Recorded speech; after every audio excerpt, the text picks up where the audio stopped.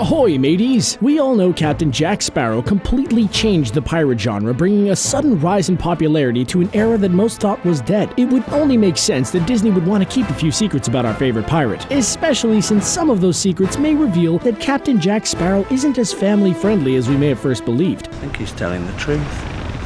If Captain Jack Sparrow has taught us anything, it's that he'll do anything to survive and have an adventure. If you're an adventure seeker, then you should consider joining our notification squad. We guarantee you'll never be bored with our channel. If you are, well then shiver me timbers, because maybe you should consider buying a parrot and walking around in a pirate costume for entertainment. Captain Jack Sparrow enjoys the company of men. Well, for lack of a better word, we know that Jack Sparrow is much more flamboyant than the other characters. Jack Sparrow was never meant to be one of the main characters. That's not much incentive for me to fight fair then, is it? But Johnny Depp has done such a wonderful job of portraying the character that he quickly became a popular addition to the Pirates of the Caribbean films. Disney executives believed that fans would fall in love with the characters of Will and Elizabeth, but when compared to Jack Sparrow, they lack the sort of dazzle a pirate adventure film requires. In fact, if you ask us, we think their characters are a bit bland, and we'd rather eat a piece of toast than see a film where they're the two headlining acts. There has to be some kind of comedic relief, and that's where Jack Sparrow comes to the rescue. Originally, Disney executives despised the way that Johnny Depp was portraying Jack Sparrow and felt that the character was too exuberant and bizarre. They even pulled Johnny Depp aside and asked if Captain Jack Sparrow was gay. He apparently answered their questions, stating that all of his characters were, and that was the end of any more questions since the first film was such a smashing success. The trick is living with yourself forever. Keith Richards was given the role of Edward Teague because of Johnny Depp. Johnny Depp has a bizarre connection with Keith Richards, and it might be because they're both musicians. That may be one reason, but another thing that happened while Johnny Depp was researching 18th century pirates is that he saw a bizarre correlation between rock stars and pirates. This made him model his own character after Rolling Stones guitarist Keith Richards. There's even a running joke that Richards doesn't look much different on stage as the lead guitarist for the Rolling Stones, and we can definitely see what they mean by that. We know that Johnny Depp is a longtime musician and loves guitars, so it's no wonder he would choose someone that's probably been an idol as inspiration for the character. We're certain that Johnny Depp scored the ability to choose Keith Richards as his father, Captain Teague, especially since he threatened in the first film that if he wasn't allowed to portray the character how he imagined it, he wanted Disney to get rid of him. At this point, and 5 successful films later, they'll probably give the man anything he asked for, including the casting of a famed rock and roll star like Keith Richards. This is the day that you will always... How old is Jack Sparrow? There's something almost immortal about Jack Sparrow that we can't quite put our finger on. How many times has he come close to death only to somehow outwit his adversary and survive? Other than that one time that he did enter the Kraken's mouth, but we can't count that because he did manage to come back. He wasn't exactly dead since he was in Davy Jones's locker, although in pirate terms that does mean death, but it's explained differently from our concept. It's a mythical version of another world known as the World's End, which is why Jack Sparrow's compass doesn't function in this other realm. One of the other interesting points in the Pirates films is that we have no idea how old Jack Sparrow is. It's been hypothesized that Jack is 30 years old when he becomes the captain of the Black Pearl, and then 50 by the time we get to Dead Men Tell No Tales. We're really not sure why Disney won't just share how old the pirate is. His father, Edward Teague, became the keeper of the code when he was too old to go on any more adventures. We're curious to see if Jack will take his place, although we're not quite ready to give up on our beloved pirate even if he's almost at the retirement mark. Dead Men Tell No Tales is definitely proving that Jack's antics are getting stale and his drinking is beginning to catch up with him, but we hope Disney doesn't make him walk the plank just yet.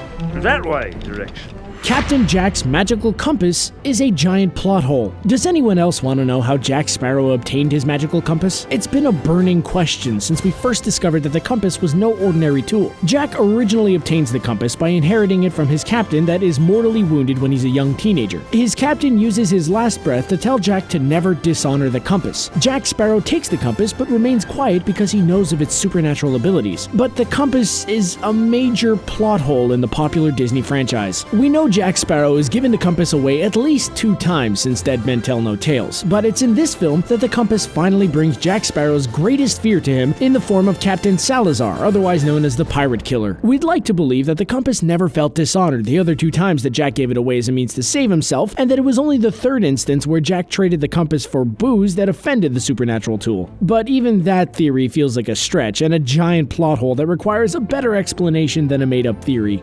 You don't have permission to be aboard there, mate. I'm sorry, it's such a pretty boat. During the filming of On Stranger Tides, a Jack Sparrow impersonator tried to sneak on set. When Pirates of the Caribbean was first released, everyone and their mother either wanted to be or date Captain Jack Sparrow. You couldn't go to a convention without spotting someone impersonating the pirate. The pirate sections during Halloween were barren wastelands, which meant that you'd be stuck with a boring costume that no one else had. Maybe you decided to be the man-eating shark that year. One thing's for sure, Johnny Depp's character took the world by storm and had us all fantasizing of pirate-themed adventures. It was no wonder that he was nominated for the best performance by an actor in a leading role in The Curse of the Black Pearl. Is it any wonder, though, that there would be impersonators trying to replicate Captain Jack Sparrow? However, when your impersonator tries to get on set by use of a switchblade, you might want to be a bit concerned about your portrayal of the insane, because it may not be in your best interest if they start chasing you around with swords. Sometimes even the guards were baffled by the fake Jack Sparrow and allowed him access into filming without proof of identification. They believed he was a film extra until he pulled out a knife and evaded police, keeping his live bird on his shoulder the entire time. And the dream is Disneyland. Pirates of the Caribbean was the last attraction overseen by Walt Disney. Jack Sparrow wasn't even thought of when the original ride was put in at Disneyland in 1967. We're curious how Walt Disney would have felt when he discovered Johnny Depp's portrayal of Jack Sparrow. The Pirates of the Caribbean attraction was the last thing that Walt Disney would be a part of, and it ended up being the beginning of an extraordinary film series. The attraction was meant to be a wax museum with a walkthrough adventure sequence where the characters would speak to the visitors. But when Walt Disney saw the success of the Carousel of Progress at the New York World's Fair in 1964, he knew he had to change the concept. The team of Imagineers, along with Walt Disney, decided to create audio animatronics since they felt it was the best way to tell a rousing pirate story and get people interested in the ride. The film even pays homage to the ride, including the attack on the fort, the famous jail scene, the namesake song, and a few lines from the characters. The popularity of the film resulted in the addition of the Pirates of the Caribbean characters being added to it. There was even an urban legend circulating that Walt Disney loved the attraction so much he decided to be cryogenically frozen beneath it. But we're still curious how Disney would have felt having an insane pirate that's often 3 sheets to the wind be the main protagonist of his company's pirate adventure film. That just isn't you. And you would know, huh? Captain Jack was an ode to Hugh Jackman. If it isn't obvious by now, Johnny Depp was not the first choice to play Captain Jack Sparrow in Pirates of the Caribbean. In fact, it was Hugh Jackman that the character was even named after. Disney eventually decided that Jackman wasn't a big enough star in 2003 to play the part, and so they decided to go with Johnny Depp. Stuart Beattie, the screenwriter for the script, admitted that the role was written specifically with Hugh Jackman in mind, and the character was even named Captain Jack in Jackman's honor. Lucky for us, it was Johnny Depp that took Captain Jack Sparrow to the next level with his quirky sense of humor and easy charm. Can you imagine our favorite pirate with his bizarre sense of humor being played by Hugh Jackman? We definitely think that he's a much better fit for Wolverine. We don't even want to imagine what Hugh Jackman would have done to the character. Would Captain Jack Sparrow have sudden bursts of anger and mood swings that make you feel like you've suddenly experienced whiplash and there's no turning back? Hey, guess what? And then there's the fact that the Wolverine films haven't exactly done well in the box office, but it's been quite the contrary for Pirates of the Caribbean films. Although we do have to admit the films have gone off the rail as of late, but we really can't imagine anyone doing a better job at portraying Jack Sparrow. And anyways, the story did end happily since Stuart Beattie did work with Hugh Jackman in 2008 for the film Australia. Son, I'm Captain Jack Sparrow.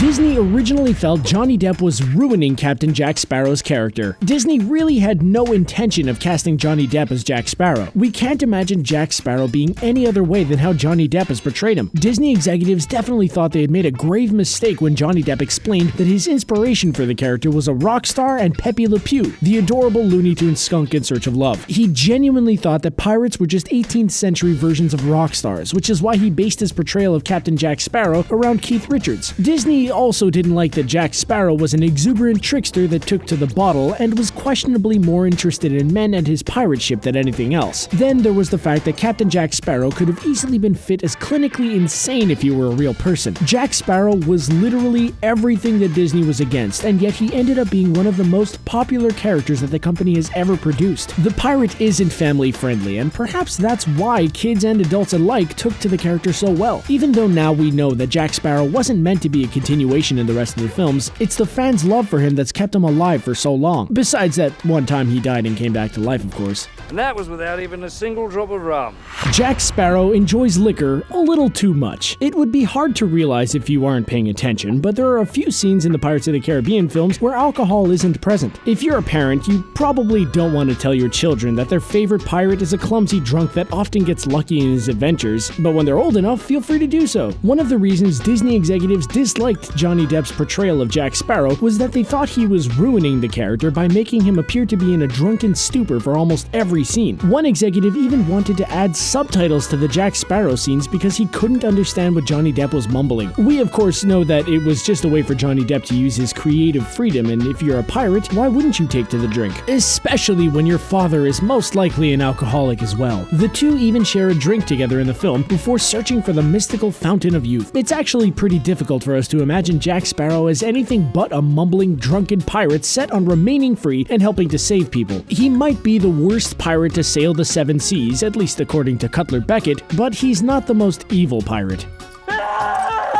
Jack Sparrow is clinically insane. Throughout the Pirates of the Caribbean film franchise, we've wondered just how sane Jack Sparrow really is. We're also asking ourselves when exactly he'll be jumping off the deep end. Although, we try to give him credit because he really has to deal with a lot of bizarre circumstances. It's in Davy Jones's locker that we finally see the full brunt of what's happening inside of Jack Sparrow's mind, and it's far from pretty. Jack begins to hallucinate, grappling with the idea of being the only Jack Sparrow and his love of the sea and immortality. The flaws of his crew, who are just replicas of himself that don't listen, make him stuck perpetually, since the Black Pearl could not move without wind or a crew capable of handling the responsibilities. Soon after Tia Dalma enchants rock crabs to move the Black Pearl forward, Jack's faithful crew comes to rescue him from Jones's locker. The crew and Jack Sparrow would be destined to sail the seas eternally if they could not solve the code of up is down, but thankfully Jack came to his senses to realize that the boat had to be flipped upside down in order to return to the land of the living. It just took a little bit of bizarre thinking to save the day once again in true Jack Sparrow fashion. If he were telling the truth, he wouldn't have told us. So, what secrets about Jack Sparrow do you feel Disney's hiding? Are there any particular moments in the films that don't sit right with you? Tell us your thoughts in the comments below. And as always, thanks for joining us as we batten down the hatches to discover the truth of our favorite pirate. If you like this video, check out more on our playlist. Thanks for watching.